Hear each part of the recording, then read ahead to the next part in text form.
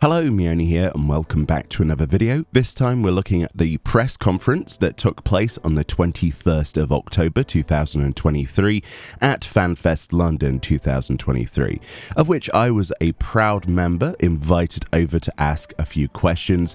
One of my questions did get answered. It was not the question that was the most spicy. Bear in mind we were not allowed to ask anything about dawntrail in terms of the major details. It would not be answered because they want to keep a lot of that in the bag as surprises and of course unveil more at Tokyo Fanfest.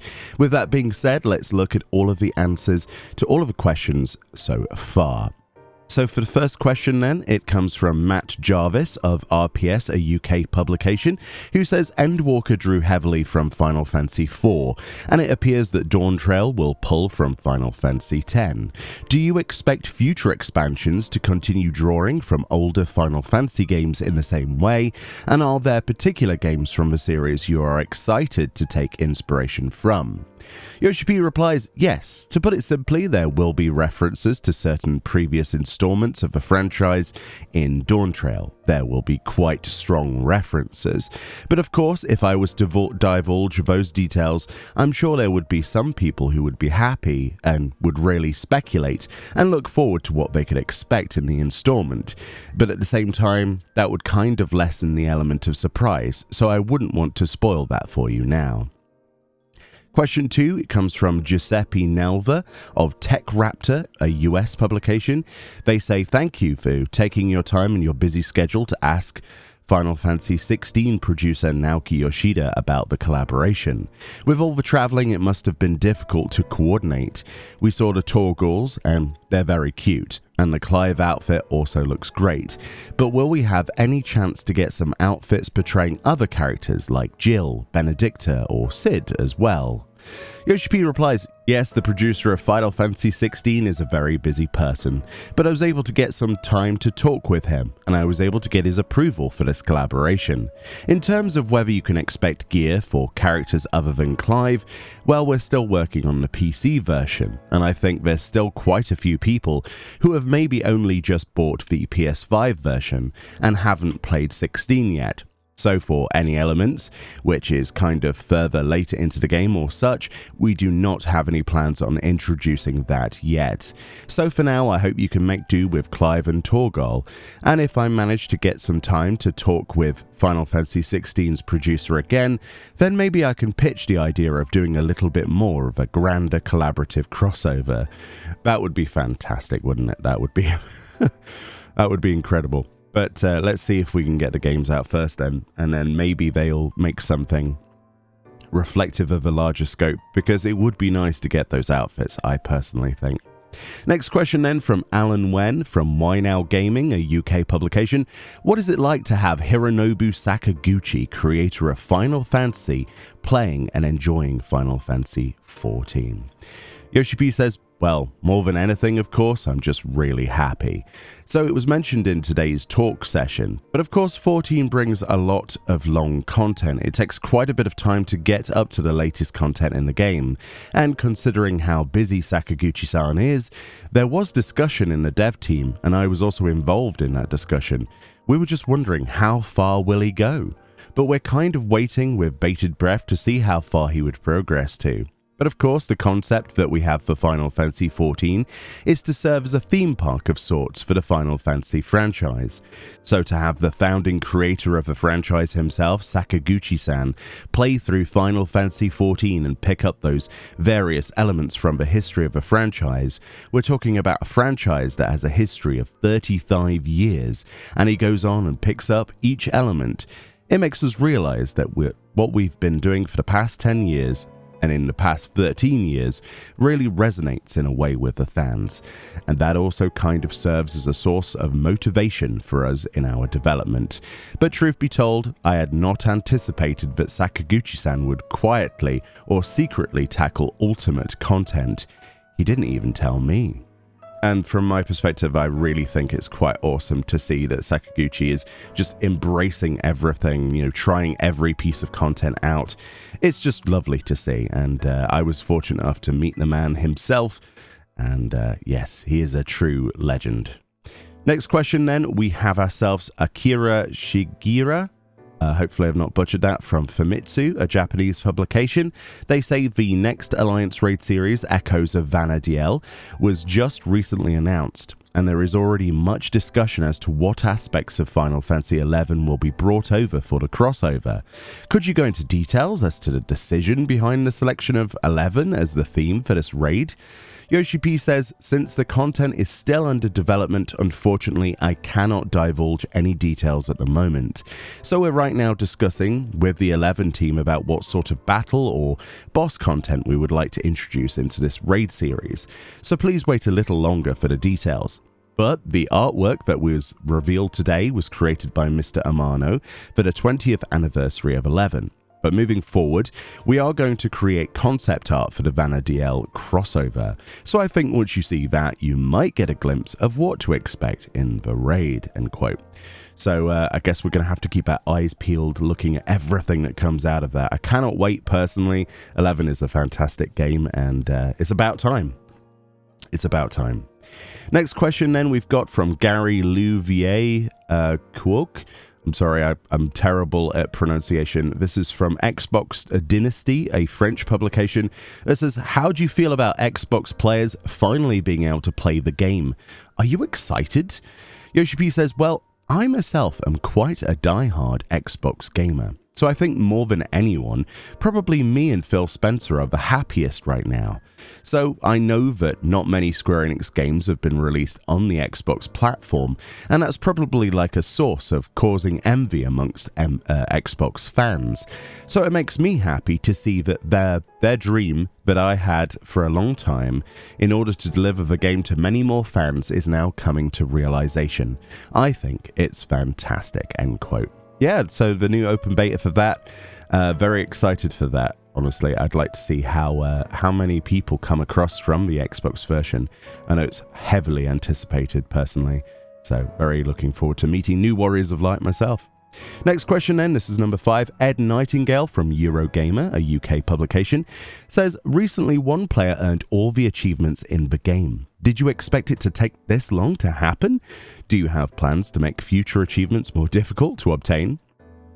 Yoshi P says, first and foremost, I just want to say, wow, big congratulations to that player. He says, of course, if they were to come back to us and say, well, it's your fault that I had to go through 10 years to get to this. But yeah, but to see that player just stick with it, just pressing on in as a creator of an MMO, that's a really fantastic thing to see. So of course we will continue to make achievements in the game, but whether we create an achievement which would be higher difficulty, that all boils down to this certain player. If they are requesting it, then of course we'd be happy to do it. In that case, just drop us a message on the forums. So next question we've got from Sayam Ahmed from Dexerto, the UK publication. Final Fantasy XIV now has a huge number of limited event items that are no longer accessible. Will you give new players the opportunity to access these events again in the future? A great question there. Yoshi says, so before I provide an answer for this question, I just wanted to check on one point.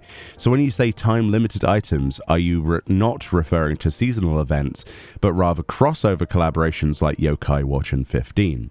So at this point, the person who asked the question was actually still in the room and did clarify it was the latter. So Yoshi P says, so it's not formally announced yet, so I'm not sure whether or not I should be talking about it, but I will say that with regards to Yokai Watch, we have been in talks with level 5. With regards to 15, if there is a demand for it, as long as players raise their voices and let us know, then of course we will see what type of timing would work, and we definitely would consider it. So not just limited to these examples, but for any time-limited content from the past, if there is a demand for them to return, then of course we will definitely consider it, end quote. Awesome. I would personally love to see the original Final Fantasy XIII crossover event come into the game, but I don't think that's possible now. But who knows? Maybe it is possible.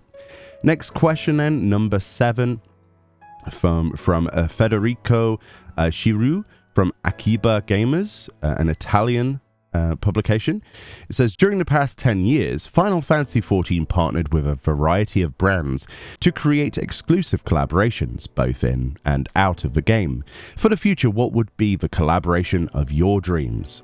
So Yoshi P says, I've mentioned this in the past, but I'm a huge Blizzard fan. I mean, if we could just make it work, then I'd be happy.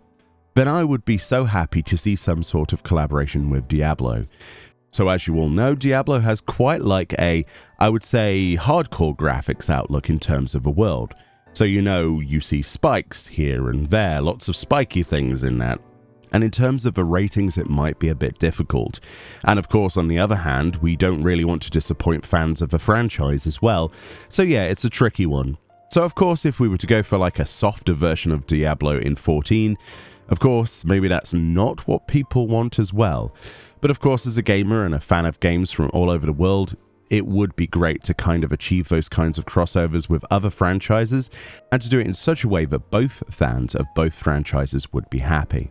If we were to achieve that, it would generate more hype and more excitement for the overall industry. So definitely if we could achieve it, I would be happy, end quote.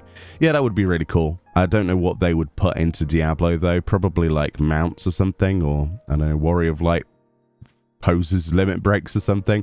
But from Diablo, can you imagine all of the things you could have? That would be amazing. It's like Inarius' set my girlfriend mentioned. That would be pretty awesome. So next question from Ken Alsop from PC Games N from UK publication. There's 10 years of stories in Final Fantasy XIV now, including a lot of great small adventures in side quests that some players might have missed. If you could recommend one side quest you think everyone should do, what would it be? Yoshi P says, yeah, it is difficult to choose, but if I was going to choose one, I would go for Heavensward. In Heavensward, there's a Warring Triad quest series, and this is quite intricately linked with the 13th Reflection, and you get a bit more of a deep dive into the lore, and you also get more insight into some of the relationships of the characters and their settings. So if you have the time, I would definitely recommend to play that. And to give another example, during the 5.x series, there is the Eden raids. It's fine even if you just play through normal. At least you'll be able to enjoy the story. And through that, you'll get more insight into the reflections, just what will happen to the other reflections or the source. Of course, the reflections are quite a big element in the main story, so by playing through the raids, you don't have to rush through it. Just take your time, take it easy whenever you have the time, play through it, and then you'll be able to, I think, get more of a wider view overall into the lore and the setting behind it. The next question then, number 9, we have from myself. Now I submitted a bunch of questions. This is the one they chose, so just bear that in mind. We weren't allowed to ask about details of the expansion, so these are generalized questions. So I say, with the success of the trust system and the ability to do all of the MSQ dungeons through to the current day from A Realm Reborn, are there any plans to extend this to the side dungeons, such as the hard mode dungeons, or perhaps other side content? Yoshi P replies, at this current point in time, if we're talking about hard dungeons which fall outside of the main scenario, we don't have plans to introduce trust support. So I mentioned the main reason is because this was something I touched upon in the keynote. But in Dawntrail, there will be several new NPCs making their appearance, and we're currently really hard at work implementing the AI for those. I think it's a good idea to move forward with that. And there's another reason. So the Scions and the main NPCs that we implement in the content, we planned it out so that it kind of makes sense in terms of what they are doing at a specific point in time. So it's tied in basically to the progress of the main scenario. So rather than using the system to tackle hard dungeons with NPCs, I think it would be more interesting, for example, if you were to take the Scions and you would kind of expand on that idea of using the Scions to go on an adventure and utilize that in other types of content, end quote. Personally, I think this is an excellent idea. It would be a best use of time sort of thing. It would be nice, I think, to have what I suggested, but at the same time, if they're going to create completely new experiences, like taking Estinian on a date or something, that would be hilarious. You know, little character building moments, trying to, get closer to those characters. I think that's a really good idea. So we'll see what they come up with in Dawntrail, and I'm really excited to meet a lot of new characters because they're always really well done. Next question from Kasim Ketfi from Fandroid, a French publication. They say, players are really a fan of jumping puzzles like the Kagane Tower. Can we expect some new jumping challenges in Tural like this? I can't wait for the Fall Guys event, they say. So Yoshi P replies, so first of all, I just want to say thank you for looking forward to the Fall Guys content. We showcase the rewards in the video there, but we've prepared a lot of rewards which are really nice and cute, and you can really feel the vibe and kind of setting of Fall Guys. So you mentioned that you are a fan of jumping puzzles, so probably you like really hardcore difficulty like the one in the jumping puzzle in Kagane. I think that's probably the case, right? So we've got you covered in Dawntrail, so try to keep an eye out on where that could possibly be. So while you are flying around, maybe you'll see something really high up in the air. Keep an eye out for that, they say. So maybe there's a jumping puzzle in the air. That'd be interesting. The 11th question then. So we've got Jess Kinghorn from Play Magazine in the UK. What question do you hope you are never asked again at FanFest or in future interviews? Yoshi P says, so what I don't want to be asked right now is firstly, what is going to be the main storyline in 8.0? And secondly, what is going to be the new jobs in 8.0? So of course, when we create an expansion, we are planning 2 years in advance. But if at this point in time I was just to answer what I have in my head, it would be a bit of a pickle for me. It would put me in a difficult situation. So yeah, let's avoid that. So while I did say I didn't want to be asked about it, I do have ideas in my head for 8.0 through 9.0. So I'm definitely intending to do a still thorough job of developing Final Fantasy XIV further. End quote. So there we go. We've got at least 2 more expansions planned in Yoshi P's head. I cannot wait to see what those ideas are personally. Next question from Ivan Lerner from 3D Wagos from a Spanish publication that says, when collaborating with brands outside of Square Enix, such as Monster Hunter, how is that process done? Is it decided by your team and pitched to the other company or vice versa? Yoshi P replies, so yeah, so firstly, when it comes to cases like this, mainly I am directly talking to the other team. I've known Mr. Fujioka for a long time, and we've been friends for a long time. We've been talking about working together for a long time, and that's how it all got started. So if we were to take the case of Monster Hunter for an example, I discussed directly with the producer Tujimoto-san, and also the founding creator of the Monster Hunter franchise, Fujioka-san. So this was something that I had planned in my head for a long time. So I had initiated that discussion and carried it through. We got the first impression that we could do something, so we decided to start with the European team. We said, let's do it. We love Fall Guys, so we decided to start with that. But there are other cases. So for example, in the case of Fall Guys, it was the Fall Guys team that raised a proposal to us. They wanted to maybe have some sort of collaboration, and they raised that through the European team, the European Square Enix team. And we replied and said, well, hey, we love Fall Guys as well, so definitely we would be interested. So in those cases, we also make our own proposal and we send that to the other company. And generally, they get quite surprised. They're like, wait, you don't want to do just costumes? So whenever we do any of these collaborations, it's more like our policy to create it as a crossover. So we're putting all of our energy into all of our motivation into it. And as I was mentioning previously, through this action, we want to kind of generate more hype and excitement for the games industry. And so if it was something that will make 14 players happy, then we would definitely want to go through with it. Okay, so now we're on to question 13 from Jason Parker from Sportskida from the US. It says, now that the Hydaelyn arc is wrapped up in Final Fantasy XIV, or will be, as the patches of Endwalker release, looking back on it, Were there any moments in the Endwalker expansion you were worried might not connect with the audience? Yoshi P says, well, firstly, when we look at it from a player's perspective, players tend to focus just on the moment or on a particular point in time. In contrast, I tend to look at the long term for Final Fantasy XIV. But when we look at the span between 6.0 to 6.x, the concept that I had in mind was to put a bit of focus on solo or content with low number of players, and I think some players probably felt that. So especially when we look at 6.0, 6.0 served as the conclusion of the Hydaelyn and Zodiac arc, and I really wanted to deliver that conclusion to as many people as possible. So that includes even players who maybe traditionally might not be open to playing MMOs. It was kind of like a secret concept I had in my mind.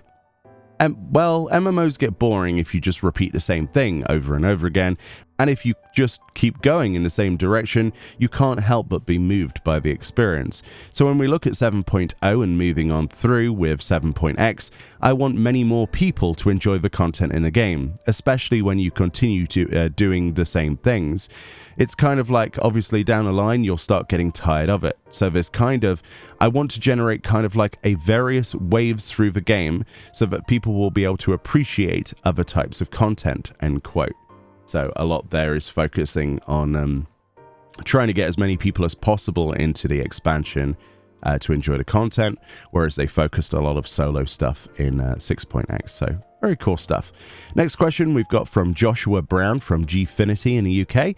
It says, with your evidence experience with countless other MMOs over the decades, what's one feature or mechanic from them you'd like to adapt into 14 in the future, or one you would like but know you would never work in 14? So Yoshi P says, so of course each MMO has its own kind of focus or appeal. And if we were just to implement that in 14 as is, it wouldn't really work. We need to arrange it, we need to tune it to 14, and that's something that we are doing. If I was to answer about something, then I think that wouldn't work out if implemented in 14, I look back on the early days of Ultima Online and then back. That was something. When I played it, it was kind of really shocking to me. Back in the early stages, there was a sense of chaos, but also a sense of freedom. And I think that if I would like to create something maybe close to that sense, I think it would probably break the community. But yeah, I think if you created that kind of MMO now, it probably wouldn't sell, end quote. And he's entirely right about this.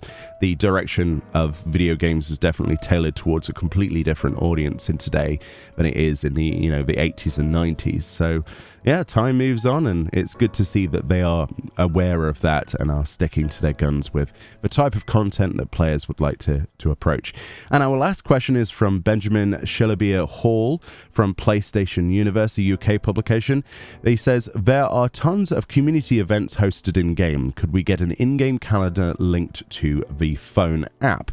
Yoshi P says, I think this is a great idea. So we've just been working on the optimization of the app, and we've been able to make some good progress on that. So I would like to implement new features in it.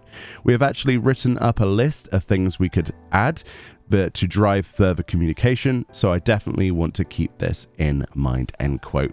And of course, any additions to the app, getting people to actually use it is a good thing, because at the moment, I don't think many people really make the most advantage of that. And yeah, there's a lot of potential there. Anyway, that was it for the Q&A from a press conference. A varied amount of, questions from all different sides of people's beliefs and what they would like to see and question. Again, we were limited as to what we could ask questions about. A lot of the, more detailed questions won't be allowed until, much later in the, the life cycle of Dawntrail, with further detail. So bear that in mind before you go, oh, they didn't ask this question, how could they? Mostly because we probably did. You could submit many questions, but of course they wanted to pick ones that fundamentally would get the best response that they could answer to the best of their ability. So thank you once again to Square Enix for allowing me to be a part of this. It was an absolute pleasure and a great experience. So thank you so much for watching, and I'll see you all next time in probably more videos, and hopefully my snuffles, my post Fanfest flu symptoms go away, but we'll see. Anyway, much love. I'll see you all next time. Bye bye.